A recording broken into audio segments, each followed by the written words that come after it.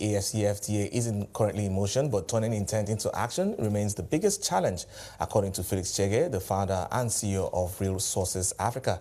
He further notes that while demand from traders and SMEs exists, converting inquiries into real deals is still the bottleneck. In the chat with me earlier, he highlights the potential of African embassies as centers of economic diplomacy and the need for digital tools and physical hubs to ensure market delivery.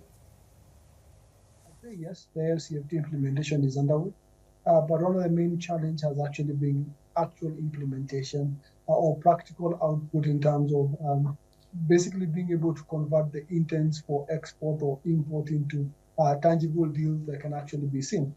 From where we stand, one of the bigger challenges has actually not been inquiries or not being demand, but the biggest challenge has been being able to translate the inquiries into tangible deals that can actually be executed. From where I sit, I think being able to equip our fellow traders, Africans, SMEs, investors, with the capabilities to be able to identify intent and actually execute it is where the biggest gap is actually lying at the moment. Interesting insight there, but what opportunities do you see for digitizing trade?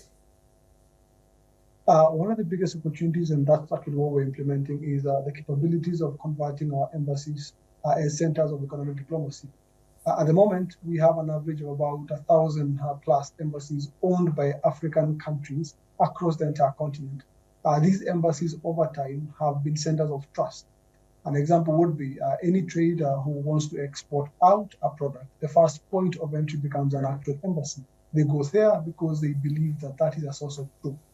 So one of the biggest opportunities is being able to support digitization, being able to support automation or capturing of inquiries, tracking and execution of these inquiries coming from our trade officers who have been positioned in the different embassies that we have across the entire continent. We believe that this is an untapped potential. This is an untapped point of trust that we can leverage on to build our continental area conversation.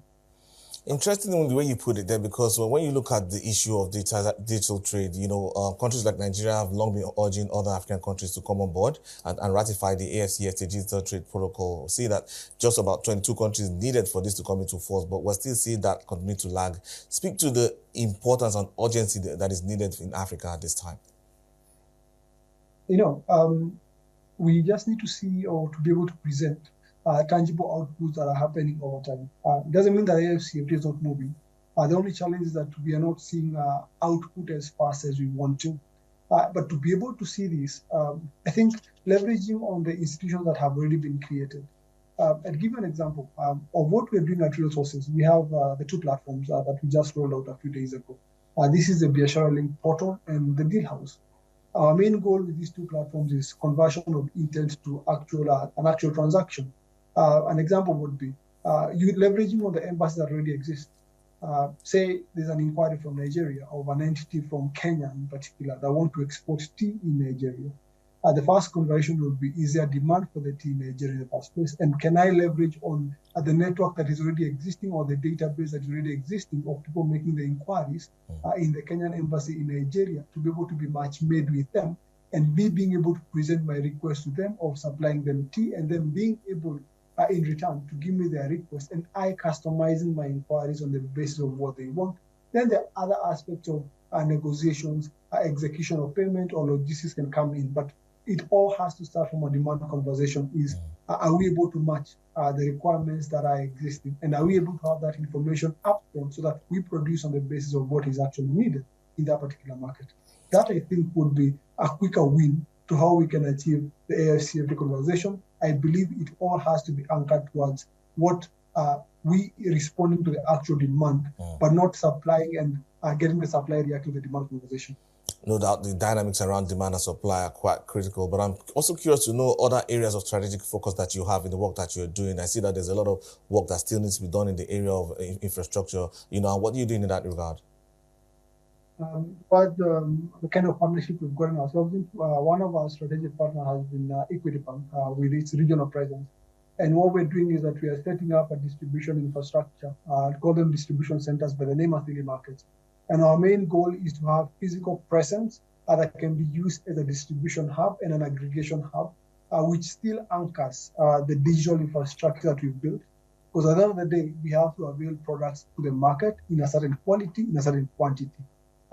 What you see from real sources going forward will be one, a lot of collaboration with financial institutions, a lot of collaborations to basically have physical infrastructure that can support the digital conversation.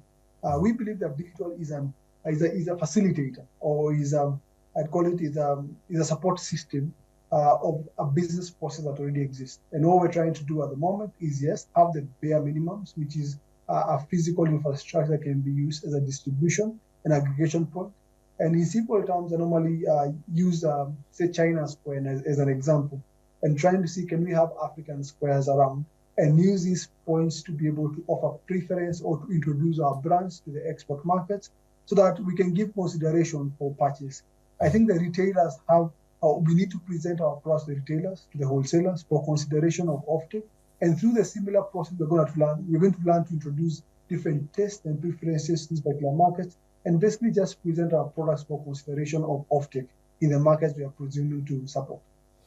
No doubt getting measurable outcomes then becomes key. And I'm trying to imagine how we're going about this, because the goal is to fast track implementation and achieve real scale. Yes, I agree with you. It's all about achieving a real scale. Where we look at as real sources and the partners that we have on board is small, tangible outputs. I'd say a step at a time. There are a lot of learnings and lessons we've collected along the way. And some of the initiatives or the programs or projects we are coming up with have all been based on the lessons we've collected throughout an initiative I'd like to mention. We started off in earlier 2024, whereby we looked at consolidating 1,000 containers over a period of 12 months. But some of the challenges we've been able to incur are some of the lessons that have led us to create some of the solutions we are coming up on board with. And we believe that with this, we're able to really break down what AfCFTA is. I like using a simple term as a coupon. AfCFTA to me is once I use this document to clear a commodity at the border, I'm exempted from some certain duties to pay, and it facilitates me to access the export markets. I think we have the responsibility and the duty to break it down further to our SMEs, to have them really understand and take advantage of this opportunity that is glaring just in front of them. Then it means that policy intersection at a continental level is then critical. Talking about, trade policy, monetary policy, fiscal policy, industrial policy, and getting all of this there aligned is definitely going to unlock quite a lot. And speak to the role of the regional blocs and also continental institutions in also advancing this. I think policy work has been done. And I think it's a high time for the private sector to come in and check up these kind of opportunities. Talking about policy, the framework or the groundwork has been done. But I think we just need to pilot what has been done as we continue co-creating. I think our policy creating institutions have done the best they could have done at any given point. They've implemented as much as they can. But I think it's a high time for private sector to pilot what has been done so that we can give tangible feedback to say that this is working and this is not working, so that we can now restructure, but working together towards a common goal, rather than leaving it to the development partners, or call them the institutions creating the policy work. Talk about the AfCFTA, talk about the EAC, talk about the ECOWAS. These blocks are creating, but I think private sector needs to move in quite fast to try and pilot what already exists, and coming back with a feedback mechanism of reworking what is not making sense at this particular point. It may not be a one person or a one institution kind of a role, but I think it is our mandate and responsibility to all come together if we want a one unified continent at the end of the day. And that was Felix Chege, the founder for Real Sources Africa.